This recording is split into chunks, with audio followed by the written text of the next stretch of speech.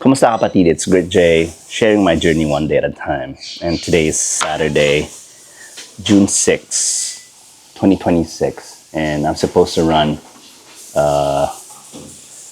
10 kilometers, 135 to 145 heart rate.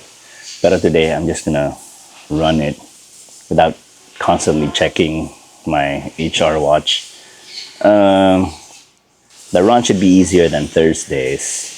Pero I'm not sure. I'll just run it by feel.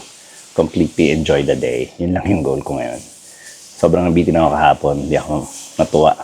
So today, bawi ako. I'll run peacefully today. So that's the goal.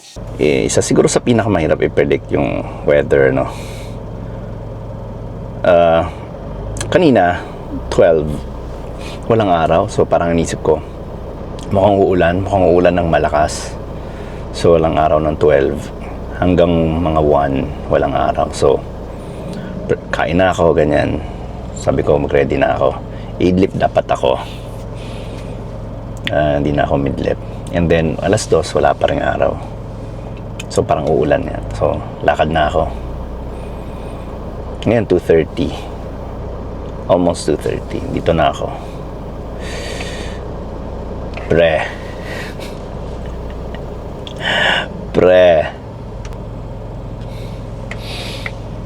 Sobrang init. And one more thing. I think yung ganitong kainit, naapektuhan yata yung heart rate. Diba? Pag sobrang init. I'm not sure Kaya minsan bago-bago talaga yung minsan ang taas ng heart rate pero same lang yung run. Minsan naman parang kala mo lakas-lakas mo ang baba ng heart rate pero same pa rin yung run. Weird. Sunblock muna tayo. Hopefully hindi masakit sa mata mamaya.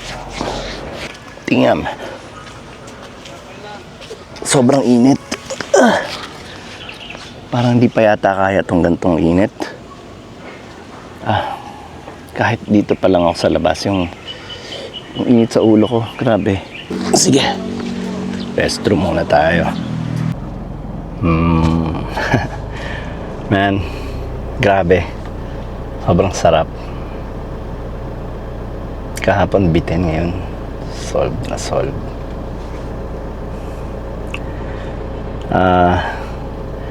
Tingnan natin yung ating resulta. Ayan. 10 kilometers. Average pace 9:43. Nalimutan ko na yung pace ko ng mga nakaraan. Anyway, 154 BPM. I made sure na easy siya. Easy talaga yung run today. And yung time 1:37. So, bagal ako today. Tingnan natin yung splits. Kung makikita nyo sa splits, ayan. 150 150 plus. Pero for me, easy yan chill. Ito pala yung time, yung run na hindi ko tinignan yung relo. Not once. Kasi gusto ko, experiment din na what if takbo ko nang hindi ko titignan yung relo. All by feels lang. And then, pang 6 kilometers, sumakit yung tiyan ko, Sumakit yung tiyan ko. Inisip ko mag-restroom ba ako o itatakbo ko na lang. Tapos nung malapit na ako sa restroom, sige, try ko pang ikot. Like I said, bawat ikot 2 kilometers So it'll be 2 kilometers bago ako makabalik dun ulit sa point ng restroom. Sabi ko, sige na nga, try na nga natin. Yun, around 7th, almost 8 nawala. So sige, tuloy na natin hanggang 10. Ayun. Ubus ko yung tubig. Uhaw ako. Sobrang pagod pero nothing hurts. Surprisingly sa paa, walang masakit. Andiyan na naman ako sa parang gusto kong tumakbo bukas pero Sunday, rest day. Hindi ko sure kung pwede rin ako mag-walk. Ipapahinga ko ba siya ng totoo, ng sagad o ilakad ko. But definitely lalabas ng family. So we'll go out. And yan. Alam mo yung tumatakbo ka, wala kang iniisip. Takbo lang ganyan.